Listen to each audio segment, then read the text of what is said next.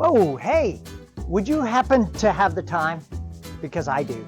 I've got the time for, I tell you, I crack myself up.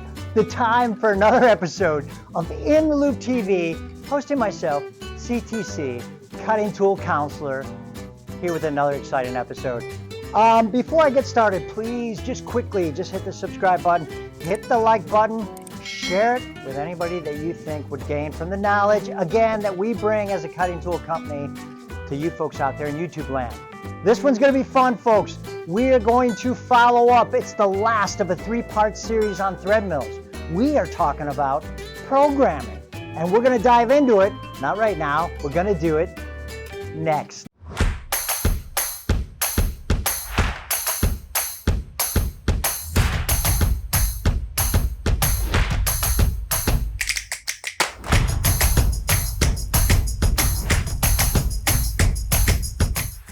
Well, hey, folks, thanks for coming back. Thanks for joining us on this episode of In The Loupe TV.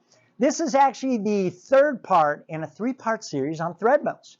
We talked about different things in episode 1. We talked about the difference between thread mills and taps and how a thread mill actually works.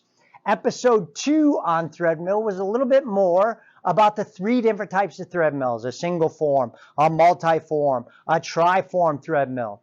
This episode is going to be on programming those thread mills. We're going to dive into it. We're going to take some things, we're going to break down a program, kind of show you what a program's looking for, where to get that information. We're going to talk a little bit about speeds and feeds, and we're just going to dive into it. We're going to teach you everything about the good, the bad, and the ugly.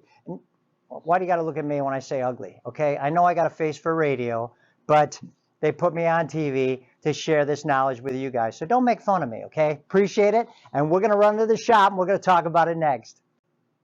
So folks, what we're going to talk about is programming a thread mill, right? And we're not going to talk about the G and M code and the circular interpolation and all that. I'm going to assume, or I'm going to suggest, if you're not using a CAM package, and when I say CAM package, you can see we have a great list of partners that we work with that actually make it real easy to program a thread mill. And to be honest with you, if you're doing it the old way, you're probably one of the minorities when it comes to that. So I would suggest take a look at one of these partners, grab one of their softwares, use it for CAM, and they'll really help you out with creating thread mill programs efficiently.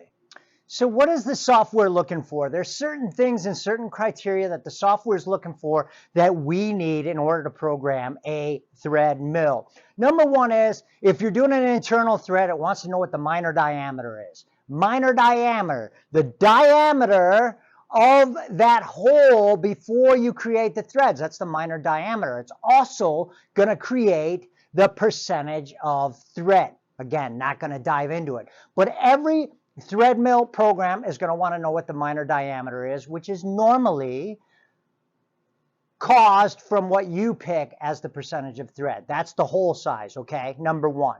The next thing it wants to know is the pitch. The pitch is very important in understanding how the software is going to generate your thread. The pitch, as we talked about before, is the distance between each one of those threads. Now, whether you're using a single form or whether you're using a multi-form or whether you're using a tri-form, the pitch is going to remain the same. We went back on the other episodes. I told you how to calculate pitch. It's the distance between each one of those. So if your TPI is 32, take 1 inch divided by 32 and you're going to get your pitch. That's what the software is going to ask you for. It's going to ask you for your minor diameter, okay, which is your hole size on an ID thread. It's going to ask you for your pitch, the distance between each one of the threads. And the last thing it's going to ask you is what is the distance between your minor diameter and your major diameter. Now let's just talk about that briefly. Minor diameter is your hole size. That's what you drilled for your hole. Your major diameter, if you are making a 3/8/16 thread, what do you think the major diameter is on an ID thread? 3/8, 0.375. So now you have your hole size and you have your major diameter, so you know the distance in between those two. So we had talked on other episodes about a right hand and left hand thread. Your software is going to ask you whether you're doing a right hand or a left hand thread. Why does it want to know that? Well, number one is when you're cutting with an end mill or a thread mill or something like that, use either right hand spiral, right hand cut. We talked about left hand spiral, left hand cut with a triform. Go back to the last episode. You're going to get some good information on that. But we're going to talk about a thread mill that's right hand spiral, right hand cut, which means you always want a climb mill. Okay, especially in threads. It'll reduce a lot of pressure, it'll cut a lot freer, it'll give you a lot better finish. So if it's right hand spiral, right hand cut, in order to do a right hand thread, it's going to be from the bottom of the hole up. That's going to give you a right hand thread, single form, triform, multiform, from the bottom up. Now your software is going to ask you, you don't have to worry about it, it's going to ask you right hand or left hand cut, because it knows in order to do a left hand, it's going to be top to bottom with a standard thread mill. Now the beauty is with software, remember when I said it's a lot easier to program using software or one of these partners I put up here?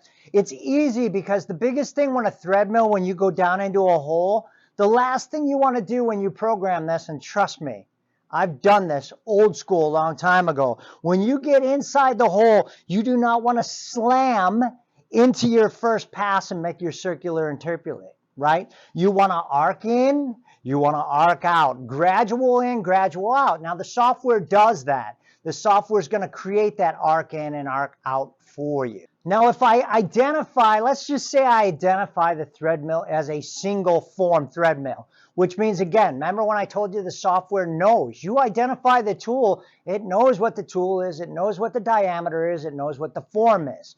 If I identify it as a single form thread mill and I tell it what my depth is, it knows how many passes it needs to make to get from the bottom of the hole to the top of the hole on a right hand thread. So again, the software is pretty smart. You identify your tool as a single form, as a triform, as a multiform.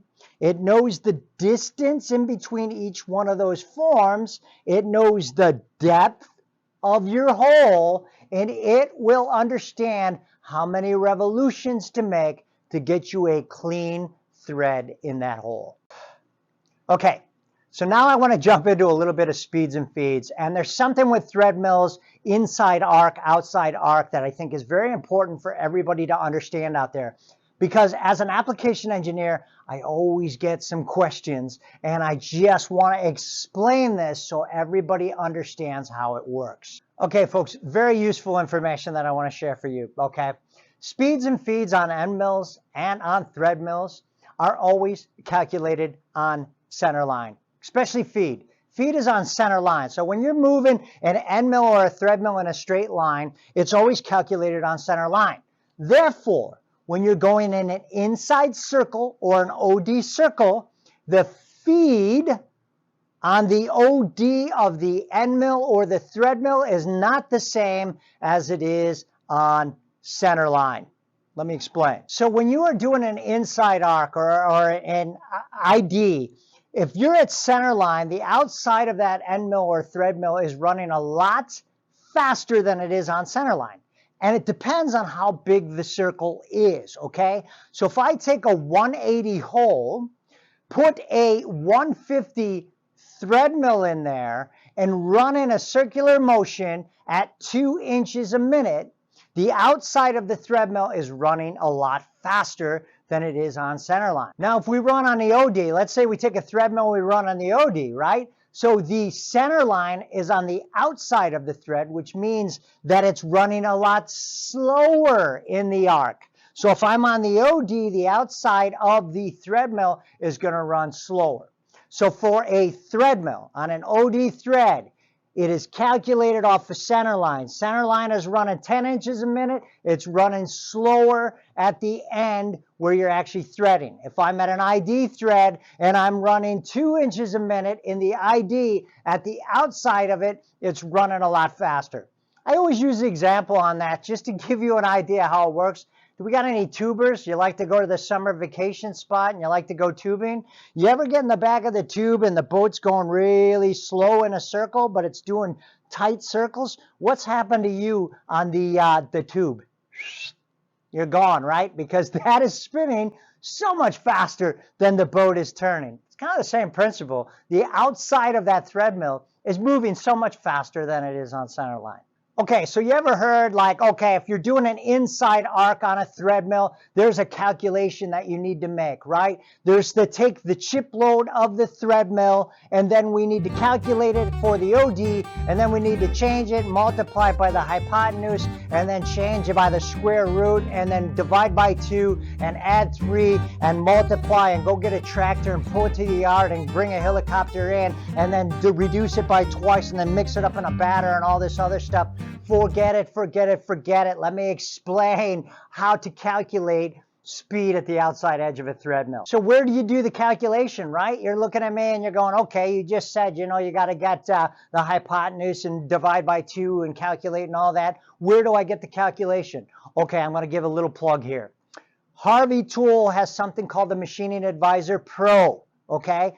Hope you're aware of it. I'm going to put a little link up here. I'll put a link down there. The Machining Advisor Pro has all thread mills in it. So if you're doing a thread mill application, you are able to go in there. You're able to call up your thread diameter, put all the information in there. It's going to tell you what to program your thread mill at to get the chip load at the OD. It's done for you. You don't have to do any calculation. You don't have to do any math.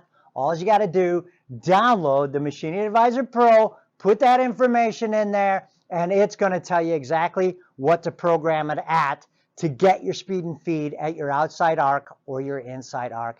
It's as simple as that. It doesn't get much easier. So another question I always get, and we'll just wrap this thing up with this, is how many passes do I need to take with the thread mill? Understand, if the material is soft and it's non-ferrous, you can get away with 1 pass. It doesn't push away, it doesn't deflect. Also keep in mind, a single form doesn't put as much tool pressure as a multi-form. That's fine. As your material gets harder, you want to take more passes.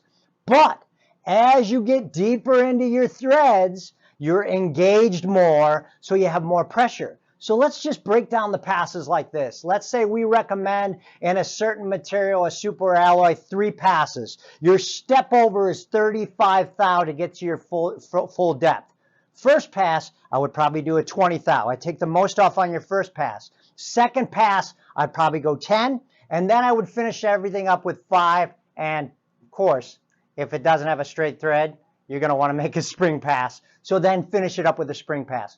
Just keep in mind, if you have more than 1 pass, in order to get your thread to full depth, take all the meat off on the first 2 and then make the last couple ones pretty light.